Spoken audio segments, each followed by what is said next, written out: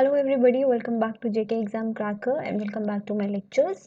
So today we are going to do all the important MCQs, all the previous years MCQs based on Microsoft Office Suite.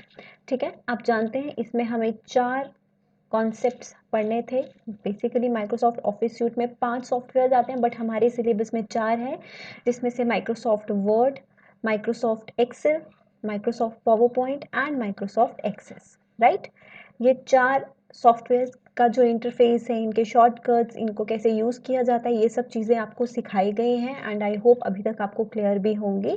अभी जो हम questions करेंगे, हम इन चारों पर जितने भी क्वेश्चंस मुझे मिले हैं from the old papers as well as the papers जो भी रिसेंटली हुए हैं, मैंने सभी क्वेश्चंस को कंपाइल करके आपके आज करवाने वाली हूँ. ठीक है, सो लेट्स गेट स्टार्टेड.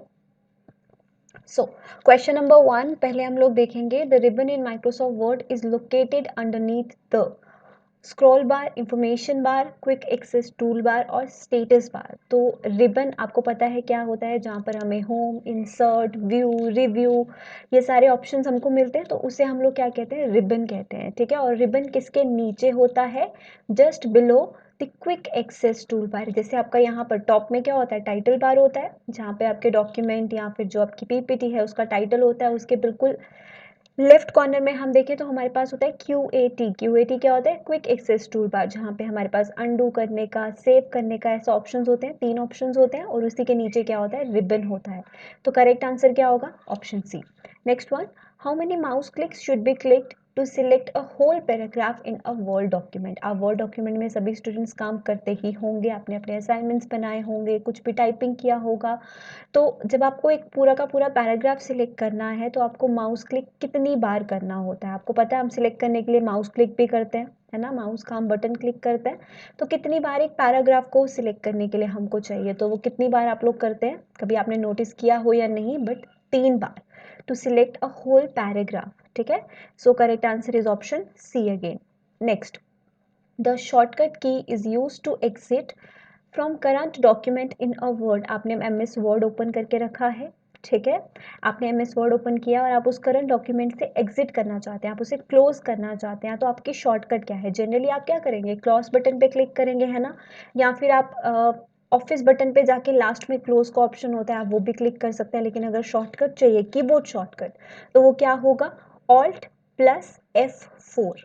आप ऑल्ट प्लस F4 क्लिक करेंगे तो जो भी करंट डॉक्यूमेंट है वो क्लोज हो जाएगा. ठीक है, चलिए आगे देखते हैं. Next question, Amir wants to insert date and page number in his thesis document which he is creating using MS Word application.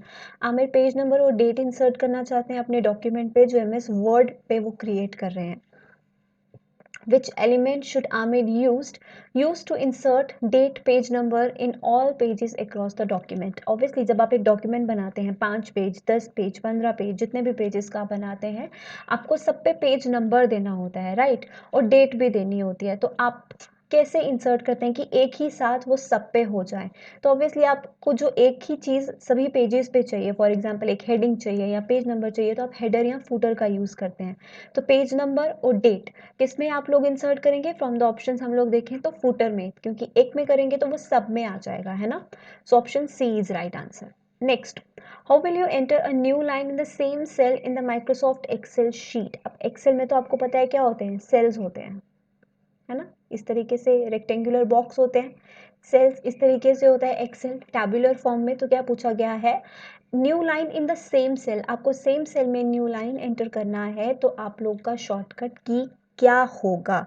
So the correct answer to this question is by pressing Alt and enter. So correct answer is option C again. Next question, by which set of keys we can undo the previous action the user had made in Microsoft Office. Microsoft Office मतलब Excel हो गया, PowerPoint हो गया, Word हो गया, Access हो गया, कोई भी आपको जो भी आप काम कर रहे हैं फाइल पे, आपको कोई एक्शन किया और आपने उसे अंडू करना है. अंडू एज एन आपने जो एक्शन किया है, फॉर एग्जाम्पल मैंने यहाँ पर कुछ टाइप कर दिया ABC, तो ये जो मैंने टाइप किया है मैं चाहती हूँ कि ये वापस से हट जाए, पहले जैसा हो जाए, जैसे ये टेक्स्ट था, फॉर एग्जाम्पल ABE था और मैंने इसको हटा के C कर दिया, तो आई वॉन्ट कि वापस से E आ जाए. तो what action will I do, इसे हम बोलते हैं अंडू. तो उसके लिए क्या होगा, Ctrl Z. कंट्रोल Z किसके लिए होता है? अनडू के लिए।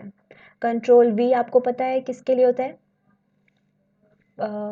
पेस्ट के लिए। And control P is for print and control C is for copy. ये कॉमन शॉर्टकट्स हैं। और कंट्रोल X भी होता है, that is for cut. Next, which of the following is the correct keyboard shortcut to open save as dialog box? Very very important question, repeated था काफ़ी सारे papers में ये, तो इसके लिए सिंपल शॉर्टकट आपको याद रखना है F12।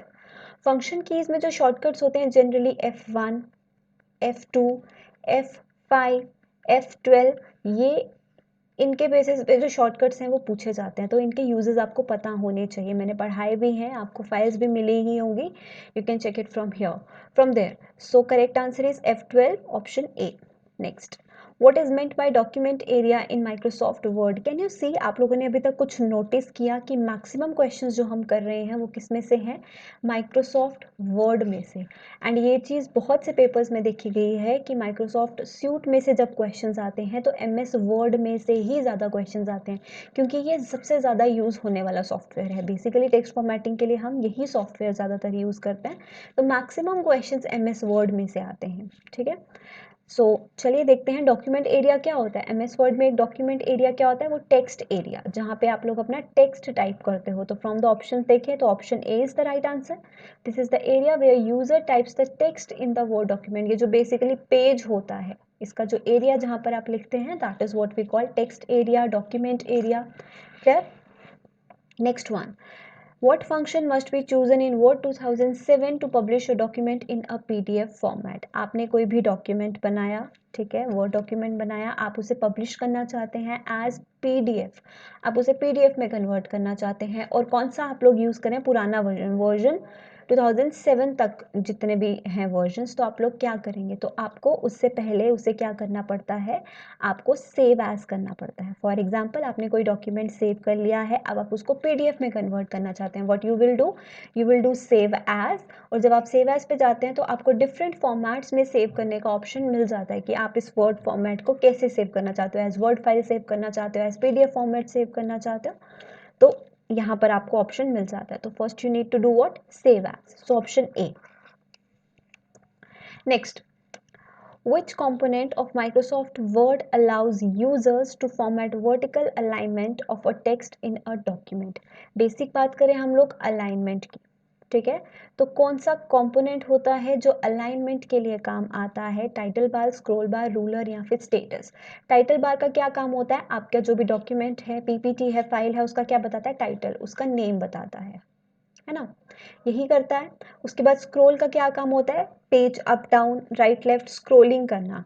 स्टेटस बार का क्या काम होता है? ये बॉटम में होता है, और इसका क्या काम होता है? जो भी आपने करंट स्लाइड ओपन की है या करंट पेज ओपन किया है वो दिखाना, या फिर कितने टेक्स्ट, कितने वर्ड्स आपने लिख लिया, वर्ड काउंट दिखाना, ये सब काम होता है स्टेटस बार का, जो आपके काम का स्टेटस बताता है। रूलर बार क्या होते हैं? एक्चुअली आपने देखे होंगे, स्केल जैसा होता है, लेफ्ट वर्टिकल भी होता है और हॉरिजॉन्टल भी होता है, जो किसके लिए होता है? अलाइनमेंट के लिए होता है। So option C is correct answer. Next, which allows you to enter only that data in a cell which satisfies the criteria. For example, आप कभी कोई फॉर्म फिल करते हैं, ठीक है, आपने फॉर्म में अपना जहाँ पर आपको मोबाइल नंबर डालना था आपने वो खाली छोड़ दिया, आपका फॉर्म सबमिट नहीं होता। क्यों नहीं होता?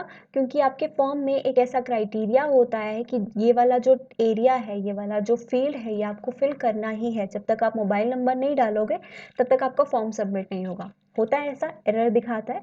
तो उस क्राइटेरिया को हम लोग क्या कहते हैं? उसे कहते हैं डेटा वैलिडेशन, कि जो वैलिड डेटा है वो आपको एंटर करना पड़ेगा। जब तक आप ये वैलिडेशन कंप्लीट नहीं करते, आपका जो काम है वो कंप्लीट नहीं होगा। सो option A. Status bar is located at the, ये मैंने अभी आपको बता दिया, स्टेटस बार कहाँ पर होता है? बॉटम में। तो करेक्ट आंसर क्या होगा? सी। अपने आंसर साथ साथ चेक करते रहिएगा, ठीक है, and you have to tell me your scores in the comment section. Name number of page orientations allowed in PowerPoint. Page orientations कितने टाइप के होते हैं स्टूडेंट्स? पावर पॉइंट में बोलें या वर्ड में बोलें, कितने होते हैं? किसी भी ऑफिस सूट में बोलें, दो तरह के होते हैं। एक होता है वर्टिकल, सॉरी नॉट वर्टिकल, एक होता है लैंडस्केप और एक होता है पोर्ट्रेट, ठीक है। पोर्ट्रेट मतलब ऐसा वाला और लैंडस्केप मतलब ऐसा वाला जो आपको पेज दिखता है। तो दो तरह के ओरिएंटेशंस होते हैं। Option B is the right answer. PowerPoint slide can be saved as PDF, PPS, IPG dot Python किसकी तरीके से ये सेव हो सकता है। तो जो पावरपॉइंट डॉक्यूमेंट है आप उसे PDF के तौर पर भी सेव कर सकते हैं। ठीक है, आपको ये स्लाइड्स जो हैं ये PPT है, ये मैं आपको जब शेयर करती हूँ मैं आपको PDF के फॉर्मेट में करती हूँ। दैट मीन्स मैं PPT को किस में कन्वर्ट करती हूँ, PDF में, राइट।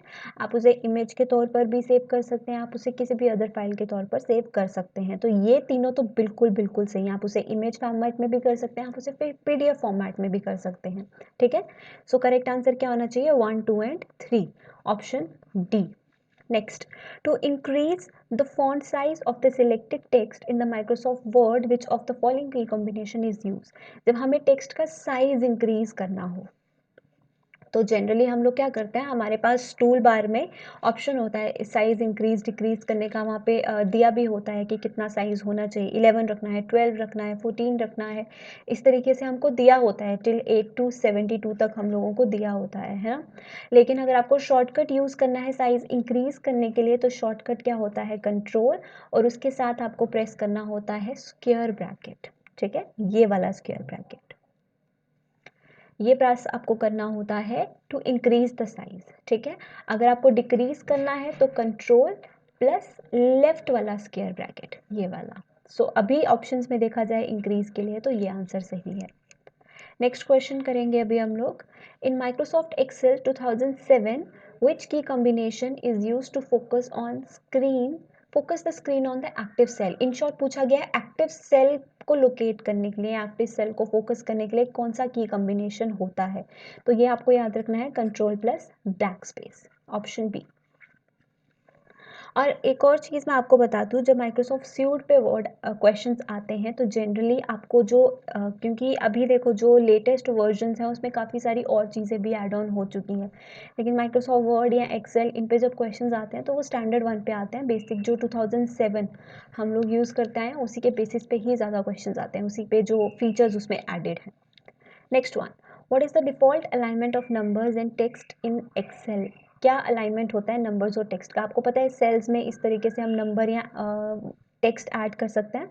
तो आपने नोटिस किया होगा जब भी आप लोग क्या करते हो, टेक्स्ट ऐड करते हो तो टेक्स्ट कहाँ से शुरू होता है, इस साइड से, कहाँ से, लेफ्ट साइड से।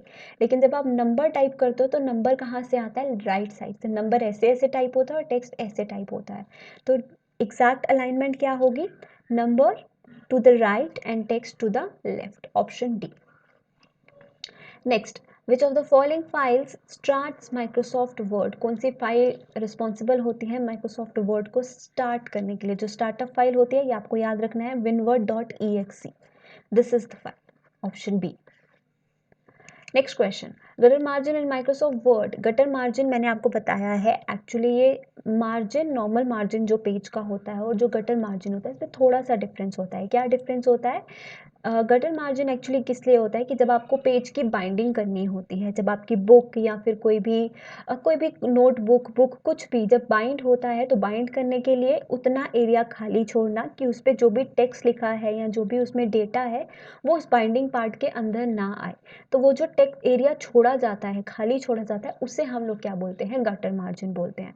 तो क्या होगा, ये binding side of the page while printing. So option C is the correct answer. Next, control J shortcut किस लिए यूज होता है, ये होता है जस्टिफाइड टेक्स्ट के लिए। ठीक है, आप लोगों ने देखा होगा जब भी अलाइनमेंट होती है तो एक होता है लेफ्ट अलाइन, इस तरीके से आपको दिखता है, एक होता है राइट अलाइन, एक होता है सेंटर अलाइन, है ना, और एक इस तरीके से आपको दिखता है अलाइनमेंट के ऊपर जब आपके पास टूल बार में ऑप्शंस आते हैं। तो left align, right align, centre align और एक होता है ये जस्टिफाई टेक्स्ट। तो इसके लिए क्या शॉर्टकट होता है, कंट्रोल जे, अलाइन जस्टिफाई। अगर लेफ्ट अलाइन के लिए पूछा जाए तो कंट्रोल एल, राइट के लिए कंट्रोल आर और इसके लिए सेंटर के लिए control plus E. These are the shortcuts for alignment, इन्हें हम अलाइनमेंट शॉर्टकट्स कहते हैं, ये याद रखने हैं आपको। Next, the header and footer will appear by default on, ये मैंने आपको पहले भी बता दिया, एक पेज पे हेडर या फुटर लगाया वो सब पे दिख जाएगा। तो क्या आंसर होगा, ऑल द पेजेस।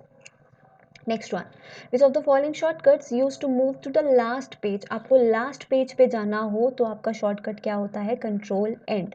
कहाँ लेके जाता है, directly to the last page. Control home कहाँ लेके जाता है, to the beginning of the document, जहाँ से आपका टेक्स्ट शुरू होता है ये वहाँ पर लेके जाता है। Page down, one page down लेके जाता है, एक पेज नीचे। और कंट्रोल पेज अब कहाँ लेके जाता है, एक पेज ऊपर। ठीक है। Next, shortcut to start the slide show from the beginning. वैसे तो हमारे पास ऊपर ऑप्शंस आ जाते हैं, टूल बार पे हमारे पास ऑप्शंस होते हैं, करंट स्लाइड से करना है, किसी पर्टिकुलर स्लाइड से स्लाइड शो स्टार्ट करना है या कैसे। लेकिन एक स्लाइड शो को स्टार्ट करने का एक शॉर्टकट भी होता है, और वो शॉर्टकट क्या होता है, F5।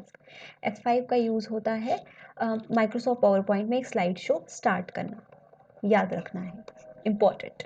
Next, which of the following shortcut keys is used to invoke WB editor in Microsoft Excel 2007? WB editor का मतलब Visual Basic Editor।